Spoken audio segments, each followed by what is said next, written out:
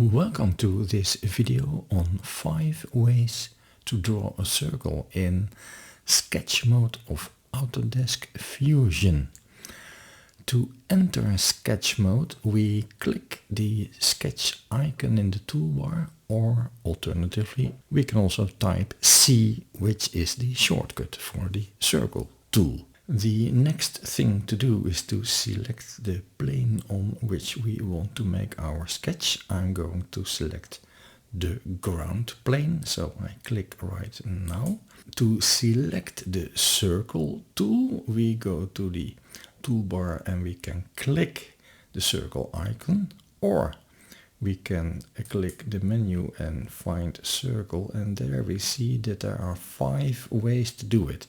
If we use the shortcut C, then we enter the center method of creating a circle. And the center method, the word already says it. First click the center, we can let go of the mouse button, and then we move the mouse away and we click again where we want to end that circle. Or alternatively, we can click the center and type in an exact value, let's say 50, and then click the mouse button. That keeps the circle tool active. We can select another circle mode from the create menu, but we also have this 5 icons over here, and it's easier, faster to select it over there. Let's go to the 2-point circle mode. The word already says it. I have to select 2 points. Let's make a circle over here. One that with the other method, the center method, would not have been this easy. I can very quickly find these 2 points and draw a circle this way. Quite convenient. There also is a 3-point circle tool. And let's find it over here. Yeah, the 3-point circle. There we have it. And the word already says it, we have to select 3 points. And as we may remember from math class, there is only one circle that is defined by 3 points, and for these points it's this one. There are 2 more ways. Let's have a look over here, the 2-tangent circle and the 3-tangent circle. And to demonstrate those, we are first going to clean our canvas. I've thrown everything away and created this nice irregular triangle, and I want to make a circle that touches 2 of these lines, and for that we have the 2-tangent circle. Let me click it.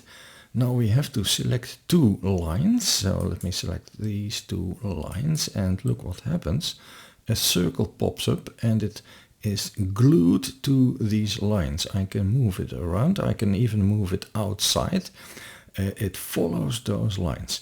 So what I can do is click or give it an exact dimension if I like. So let me type in 20 and it will find the correct spot for that dimension.